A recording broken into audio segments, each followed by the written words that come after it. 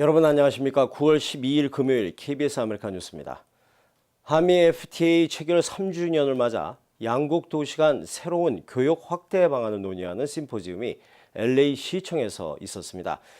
이 자리에서 LA 시정부가 향후 한인 금융 기업들의 한국 진출을 적극 지원하는 내용을 담은 업무 협약도 맺었습니다. 윤범수 기자가 보도합니다.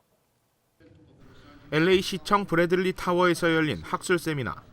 주제는 한미 양국의 경제 교류 세계화입니다. LA 항만청에 따르면 한국은 중국과 일본에 이어 두 번째로 교역량이 많은 나라입니다. 특히 FTA 시행 이후 제조 원단 식품에 걸쳐 작게는 1에서 2%, 많게는 8%까지 관세 철폐가 이뤄지면서 양국 간의 교역량은 계속 늘어나고 있습니다. Creating new agreements that create new opportunities. We do that through the chorus, in effect now for 2 years. And I won't repeat many of the good statistics that the mayor. 실제 한미 FTA 발효 2주년이었던 지난 3월 기준 양국의 FTA 혜택 품목의 수출과 수입은 각각 33억 달러와 21억 달러가 늘었습니다. 향후에는 자동차 등 더 많은 분야의 관세 철폐가 이어질 전망. 이번 세미나는 이 같은 변화에 더욱 적극적으로 대응하기 위한 취지에서 마련됐습니다. We'd like to think as Seoul and Korea is one of the capitals on the west coast of the Pacific Rim and Los Angeles is the undisputed capital on the east coast of the Pacific Rim as well. The strength of what we tie together will result in prosperity not just in our two countries but for the entire region as well. Carefully crafted free trade agreements like this work. They make sense. They have a positive impact on the lives of millions. 한편 이번 학술 세미나에 앞서 에리카 세티 LA 시장은 한인 금융기업으로는 처음으로 BBCN과 상호 업무 협약을 체결했습니다.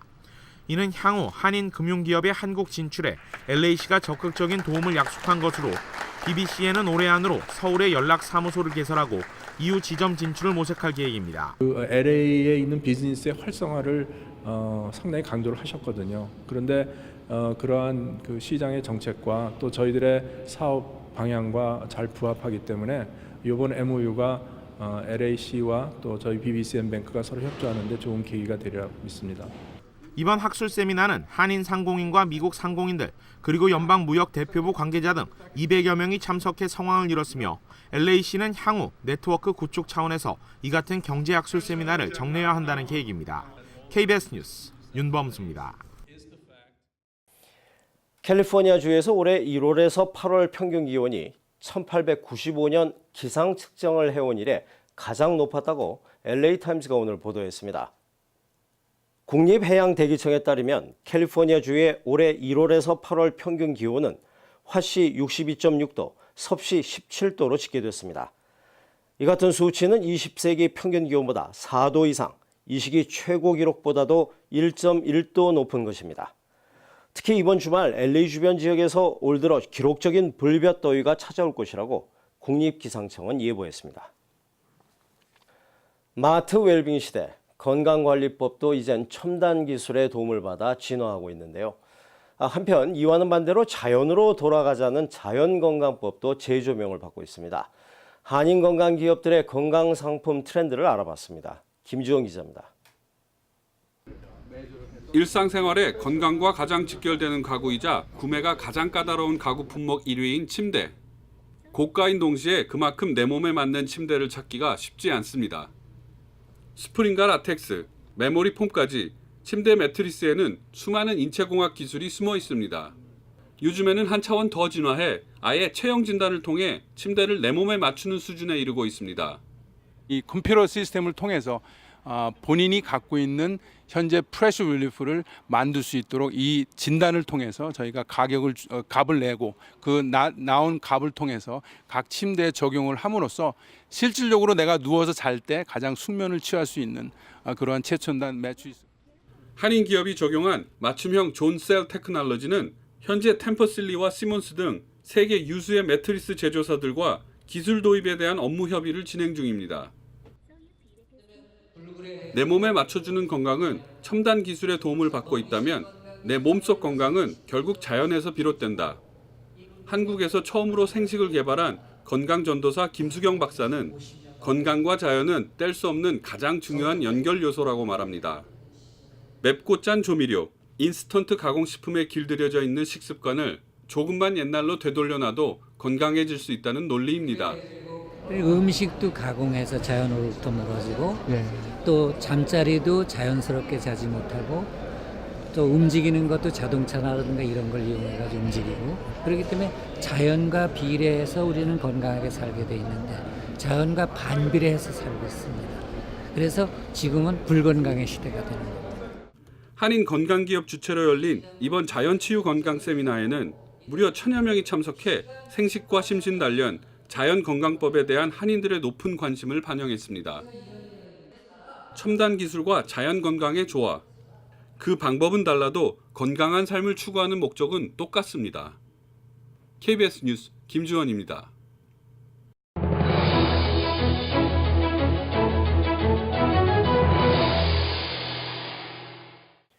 뉴저지주의 이혼 위자료 지급 규정이 대폭 변경됩니다.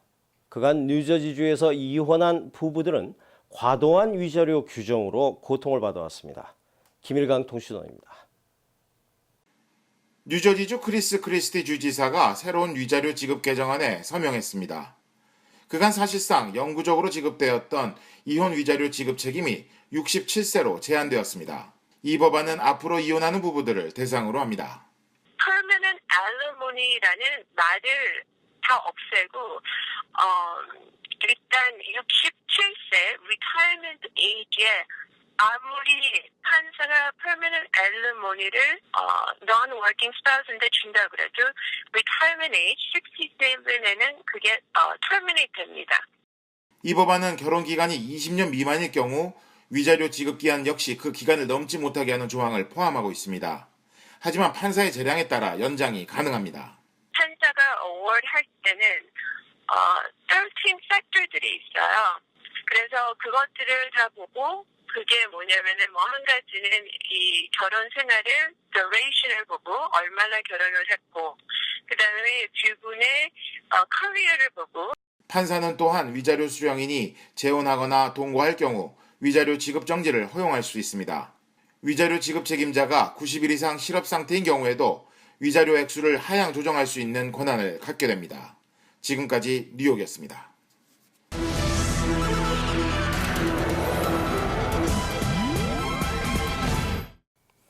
미국 정부가 이슬람 반군 세력에 대응하기 위한 국제연합 세력 구축을 위해 박차를 가하고 있는 가운데 다음 주 중엔 한국 정부와 협의가 진행됩니다. 김관진 청와대 안보실장과 라이스 백악관 안보보좌관 간의 직접 대화가 이루어질 예정입니다. 워싱턴 이강덕 특파원입니다. 미국이 주도하고 있는 이슬람 반군 격퇴를 위한 국제 연합 세력 구축에 가장 적극적인 나라는 프랑스입니다. 올랑드 프랑스 대통령은 이라크를 방문한 자리에서 이슬람 반군 IS에 대한 공중 폭격 의사를 밝혔다고 AP통신 등 외신들이 보도했습니다. 다른 유럽 국가 등 미국의 동맹국들은 직접적인 군사적 공격이 아닐 경우 병참 지원 등 다양한 형태로 협조 방안을 밝히고 있습니다. We're going to continue to engage deeply with these nations as we determine what sort of contributions make the most sense for the success of the international coalition. 백악관이 직접 나서서 국제 연합 세력 구축을 주도하고 있는 상황이어서 한국 정부와도 참여 방식에 대한 협의가 진행될 예정입니다. 다음 주 초 김관진 청와대 안보실장과 라이스 백악관 안보보좌관이 만나면 미국 정부의 관심은 북핵 문제와 전자권 이양 문제 못지않게 이슬람 반군 격퇴를 위한 한미한국 협력 방안이 될 것이 분명합니다. 미국 외에도 여야 구분 없이 국제 연합 세력 형성을 통한 이슬람 반군 세력 격퇴라는 오바마 대통령 전략에 지지를 보내고 있습니다. 미국 정부는 케리 국무장관이 중동에 상주할 정도로 우방국들의 지원 확보에 열성을 보이고 있습니다. 워싱턴에서 KBS 뉴스 이강덕입니다. 우크라이나 사태와 관련해 미국이 러시아에 대한 제재의 강도를 높였습니다. 해외 자금을 조달할 수 있는 길이 제한되면서 러시아 경제도 적지 않은 영향을 받을 것으로 보입니다. 이주환 특파원입니다. 미국 재무부가 추가 제재한 대표적인 대상은 러시아 최대 은행인 스베르방크입니다. 러시아 은행 자산의 4분의 1을 갖고 있는 스베르방크는 만기 30일 이상의 채권 발매와 주식 매매가 금지됩니다. 또 가즈프롬과 로스네프트 등 에너지와 국방, 기술 분야 5대 기업에 대한 금융 제공을 막고 시일가스 생산 관련 에너지 기업에 상품이나 서비스, 기술 제공도 금지시켰습니다. 해외로부터의 돈줄을 차단시킨 겁니다.